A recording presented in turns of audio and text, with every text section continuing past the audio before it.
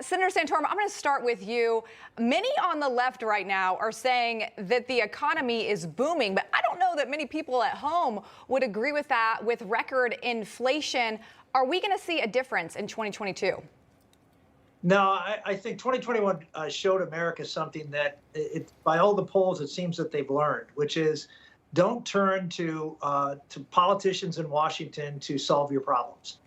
They don't have the competence to do it. If there's anything that Joe Biden promised that he did not deliver, and there was a lot of them, it was competence. And I think the American public has now realized that Washington isn't going to solve the problem with the economy. They're not going to solve the problem with the virus. They certainly didn't. They certainly messed up when it came royally when it came to getting out of Afghanistan. If you just go down the list of incompetence that we saw out of Washington, D.C., I think the Americans have recognized that they have to start looking to themselves. And that's why I think you're seeing grassroots movements all over the country coming up and saying we've had enough of this authoritarian type of government out of Washington.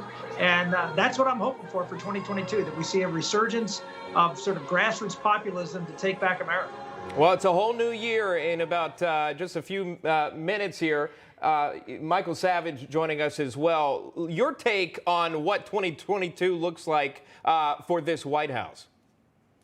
Well, I made up a card for Joe Biden. I hope he takes the heart. I hope he starts to show the nice. It says be nice. Oh. The lighting's a little too bright. And the reason is because he ran on a platform of bringing us together. Instead, he kicked us apart. As we all know, he's divided America in a way it hasn't been divided since the 60s, because he's veered so far to the left, and he is being led around by the nose by occasional cortex, Bernie Sanders, Elizabeth Warren, in directions that are destroying not only the Democratic Party, which I could care less about, but the United States of America and the cohesion of this nation. The question is, will he get worse and go further to the left after taking a shellacking during his attempt to push through the last bill? Or will he move back to the center and come to his senses? Even Hillary Clinton, Sean, even Hillary Clinton said today that the party is moving too far to the left. She sees from the perspective of the old guard right there where they're going. Yeah, well, that tells you a lot. They're going off the cliff. So I hope they come back to the center. Yeah, I think you're not alone there. Well, we also want to bring in Kelly Sadler, who is a commentary editor at the Washington Times. Kelly, good to see you. Happy New Year. Give us your prediction for this administration in 2022. Will they learn from their mistakes that they made in 2021 and course correct, or is it just going to get worse? Well, I think it's just going to get worse. I mean, the one thing that I will give them credit for is they're reversing course on their coronavirus messaging.